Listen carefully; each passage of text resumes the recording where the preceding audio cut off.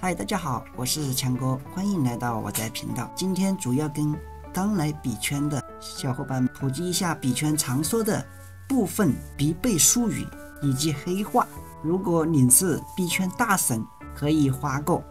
在这里就不浪费你宝贵的时间。那现在我们来做一个挑战测试，看看你对币圈术语或者黑话了解多少。那接下来我说的这句话大家注意听啊！结盟最近大家实在太疯了，大饼更加出现了欧汤派，我也情不自禁在 CKS 里面买了20万 U， 希望机遇们不要突然砸盘哦。当然这不是投资跟财务建议 DYOR。 那小伙伴们，刚刚的内容你们都听懂了吗？完全听懂的打1，部分听懂的打2，完全听不懂的打3，让我们也知道一下你的分数。但不管你是1、2还是3，今天的视频都非常的适合你，绝对算上得上加密圈新手必备的一次性教会你20几组圈内最常用的术语以及黑话，让你脱胎换骨，瞬间小白变 OG， 沟通无障碍。听起来好像是不是很专业的样子？在视频开始前呢，欢迎先在右下角点击强哥的订阅并开启小铃铛，您的支持就是我们做视频最大的动力。行话千万万，到底应该从何开始？今天帮大家筛选出4大类别。第一个是交易、钱包、角色、日常，这4大类共计20组常用的行话，带你快速的入门。第一，我们先从交易类开始。第一组行话 CEX 与 DEX。 所谓的 CEX 是指中心化交易所，也就是由组织或者公司中心化管理的交易所。就像传统的交易所那样，用户把资产放在里面进行交易或者存放，但是却没有实际的控制权。比如就像这个币安、欧易、火币，这些都属于 CEX 中心化交易所。用户如果想在上面交易的话，那我们的基本流程是什么？那肯定就是要先下载、注册，然后实名认证，最后才能交易，对不对？而 DEX 呢，则是去中心化交易所，它最大的特色是在于用智能合约来实现去中心化资产托管，用户可以实际的掌握自己的资产。DEX 的每一笔交易都会被记录在区块链上，它更像是纯粹的为用户搭建交易平台，而完全不托管用户的资产。像 Uniswap 就属于这一类的交易所，虽然更安全，但使用的技术门槛呢也相对会高一些。用户呢需要自行连接钱包进行代币的转换，过程中呢还可能会涉及到发点、盖世费等。所以总的来说，一般新手入门呢都会选择 CEX 中心化交易所，比如币安交易所。如果新进来的小伙伴们还没有注册币安交易所呢，可以点击强哥随便一个视频，点开过后点击这里更多按钮展开。那第一个就是币安交易所的注册链接，直接就可以点击下载注册认证，同时填上强哥的邀请码TBNL8Q68。填了这个邀请码过后呢，以后小伙伴每次交易都会享受 20% 的一个交易返佣手续费，这也可以给我们节省一笔不小的开支，一次 20%， 10次呢，100次呢，小伙伴们可以算一下这笔账啊，这也是一笔可观的费用啊。那如果想要尝试 DEX 的去中心化交易所的话，小伙伴们一定得经过学习，具备区块链的基础知识以及更多的进阶知识，我们才可以去操作。那如果小伙伴们下载了币安交易所进来，我们是英文的话，也不要着急啊。我们在右上角像个地球这里面就有很多语言，选择我们适合自己的语言就可以。有韩语、日语，对吧？中文，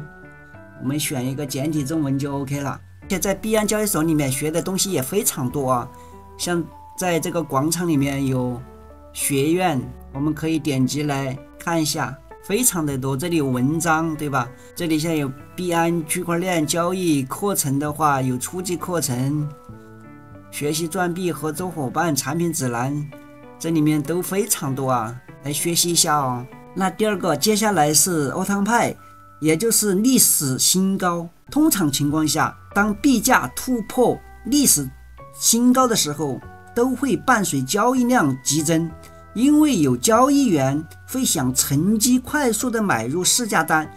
但另一方面呢，当历史新高出现或者是上涨趋势减弱的时候，交易者们呢又会担心出现砸盘的情况。而砸盘是指机构、大户或者庄家在短期内快速的且大幅度的抛售代币，使币价快速下跌。通常情况下，散户看到这种情况呢，都会忍不住跟着卖出去，生怕自己之后会亏损的更多的钱，或者是比特币。而比特币的欧汤派之前是发生在2021年的11月，那既然有欧汤派，那自然也有 ATL。ATL 呢是指历史最低点，当币价突破历史最新低时，很大机会会狙击到很多止盈或者止损单，导致价格再次下跌。那因为交易者失去了过往的价格低点的参考值，留下的只有一片的未知，市场价值更加可能持续下跌。所以在这个阶段呢，买入的其实风险是相对更大一些。不过也有一些追求刺激的交易者会在这个时候进行抄底，预期后续的价格会出现飞升上涨的情况。但通常大多数认为底部都不是真正的底部，有时候一楼下面可能还有负一楼，对不对？负一楼下面可能还有负5楼、10楼、20楼都有可能。所以这个情况，新进币圈的小伙伴们一定要趁资诱证，不能说跌到一定程度就认为是到了底部了，我们就可以抄底了。强哥一再强调，一定是用我们的闲钱，都不能说一次性梭哈去抄底，控制管理好自己的仓位，用1/10或者1/5、1/4去买你了解所认知到的可以投资的一种币，我们一定要稳健。那接下来则是 NFT 市场较常听到的盖世费和地板价。盖世费呢，有的人把它称为矿工费，它是指在加密货币网络上进行交易或者执行智能合约的时候所需要的支付的费用。这个费用呢，会支付给运行节点的矿工，它有点类似于银行转账的手续费。而盖世费呢的高低会受到区块链拥堵的情况影响，越拥堵就会越贵。而地板价则是指一个系列中的 NFT 的最低价格。收藏者在评估项目的时候，往往都会参考这个指标，地板价越高，往往代表着该项目的价值就越高，社区的共识度呢也就要更强一些。那我们下一个则是 DYOR， 也就是投资前自己做好研究。这是圈内非常极度常见的词语，更加的是每个人都需要注意的地方。因为在币圈实在太多盲目跟随的人，今天听到某个 KOL 喊单，于是果断的买入，明天听到网友说项目不好，马上就卖出，完全没有自己的判断。想要提高胜率，在投资任何新项目前一定要做大量的研究。如果在研究的时候没有方向，强烈的建议小伙伴们下载一个这个软件 PN6S 的 APP 快讯。它这里面不光是快讯或者是文章，大家可以看到啊，基本上一应俱全，只有你想不到的，没有你找不到的，它会给我们带来更多的知识海洋，让你第一时间的资讯。比如说这个事件日历，对吧？2025年2月，你可以指定时间到哪里，全部活动都是有的。比如说2月12号今天的，对吧？币安停止 DYDX 代币与以太坊网络 ERC 的重提业务，每一条资讯这上面都是非常多的。这是我们新进币圈必不可少的一个查看软件啊。强哥在这里强烈推荐。那我们再来看看钱包类，钱包主要可以分为冷钱包或热钱包。冷钱包是指不联网的钱包，也可以称为离线钱包，主要是一些物理设备。强哥之前视频也有介绍过啊，比如像雷杰尔就是比较出名的冷钱包。最大的特点呢，就是让你的资产完全离线，避免遭受黑客或者是病毒的攻击。因为它大多的是真实的硬体设备，所以需要大家自行的购买。在这里强哥就不再做过多的阐述啊，想了解更多可以去看强哥往期视频。那说完冷钱包，那自然也有热钱包，对吧？大多数人呢常用的是一直处于联网的状态下的钱包，都属于热钱包。无论是手机 APP 形式还是网页插件的形式，热钱包只需要连上网络就可以随时的进行链上交易，方便快捷。目前市场最受欢迎的钱包呢是 MarketMax， 也是我们常说的小狐狸钱包。关于钱包，强哥有一期视频也单独讲过啊，小伙伴们如果想要了解的更多，可以来看强哥这一期视频，加密货币2025年钱包排行榜，加密货币入门，比特币新手适合用的钱包，强哥已经有详细介绍啊，有哪几款热钱包跟冷钱包。因为小狐狸钱包呢，目前是市场上最受欢迎的，它的下载量呢基本上是突破了几千万次啊，2-3千万。但热钱包最大的缺点呢，就是比较容易遭受到黑客的攻击。假设误触到钓鱼连接或者是中病毒的话，资产很可能就会直接被盗啊。当我们了解完冷热钱包后，进一步就是两种钱包账户都会有钱包地址和私钥，都是指连接到加密钱包的随机字符串啊。最大的用途就是协助用户进行交易，它就像我们银行的账户号码一样。如果用户需要跟你进行交易的话，那么就需要通过这串地址找到你。假设交易过程中地址是错的，那么资产就有很大机会直接丢失掉。所以大家在转账的时候一定要重复确认钱包的地址的正确性。再来就是私钥，通常是由字母和数字组成的64位长度的16进字符，它就像进入账户的钥匙，只要拥有了这一串数字，就可以随意进入你的账户，并且转移或盗取里面的资金。所以私钥一定要保管好，拿个纸抄起来，放在安全的地方。简单的总结一下，钱包地址是可以分享给别人的，私钥绝对是不可以的，泄露了你的资产就可能归零了。那说完了钱包和账户，我们也来认识一下常见的代币行话，分别是大饼，也就是常说的比特币，还有以太坊、以太币。以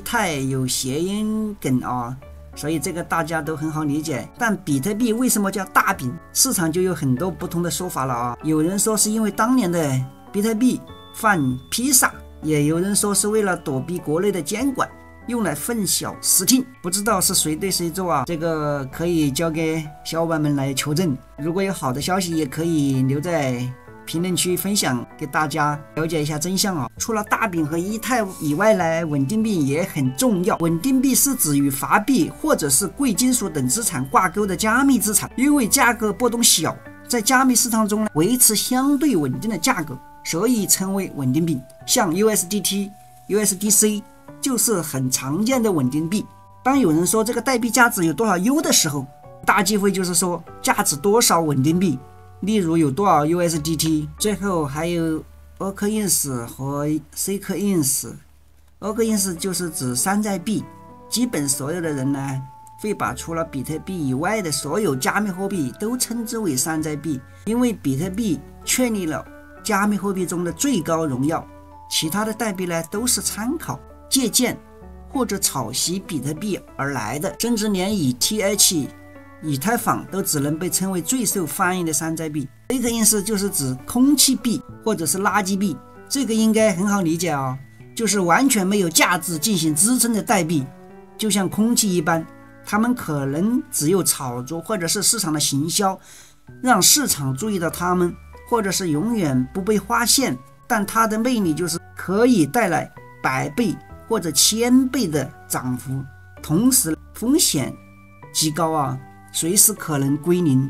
所以让不少的投资者为之疯狂。比如说像之前的狗狗币曾经就是一个 sequence， 只不过是被马斯克翻牌了，一下子就脱胎换骨了。那接下来就是角色类，小伙伴们也可以对自己的身份对号入座一下。首先是矿工，矿工是指通过执行工作量证明或者是其他类似算法来获取加密货币的人。金鱼或者是巨鲸是指持有大量的加密货币的个人或者是机构，但目前是没有规定说持有多少数量就是能被称为巨鲸，都只是一个相对的概念啊。再来就是韭菜，通常是指一些胜率极低，在市场中不断亏钱的散户，通常他们容易追高杀跌，你赚钱的时候他亏钱，你亏钱的时候他还是在亏钱，是一群可敬的人哦。最后这是 OG， 指一些在圈内或者某个领域获得大家尊敬的元老级人物，或者你的钱包有10年前的比特币，这都是一些 OG 的表现。最后是日常使用类，首先是 Gmo 和 GN， 因为币圈是一个充满爱的地方，所以我们常常需要跟大家问好。在社群里常常可以看到 Gmo 也就是早安，以及 GN 就是晚安。接下来就是 FOMO 和 FUD。FOMO 是指害怕错失机会，通常在价格暴涨的时候，散户们心里就会出现 FOMO 的情绪，害怕错过暴富的机会，忍不住冲进市场，最后很大机会都被套住。另外就是 FUD， Fear Uncertainty Doubt 的缩写，它是恐惧、疑惑和怀疑的缩写，光看就觉得很负面。事实上呢，它是指各类的假消息、市场谣言。最后一个也是最实用的，也就是刚才说的 PN60， 每一个新入币圈的小伙伴们入门的必经之路。作为目前加密货币行业最优秀的法文媒体之一， PN6S 发布了超过几万篇的文章哦，和几十万的快讯，每天给大家带来的都是最优质和实用的新闻资讯。我觉得每个币圈人呢都是要必备的神器啊，建议大家都可以来下载一个，多了解学习，提高自己在币圈必备的知识点。好了，以上就是今天所有的内容，带你快速入门加密行业的基本术语。如果你喜欢这类的内容，请伸出你发财的小手，点赞加关注，开启小铃铛。视频最后我们再来做一次开头的测试。结盟最近大家实在太 FOMO 了，大饼更加出现了，窝堂派我也忍不住了 ，CXD 买了20多万 U，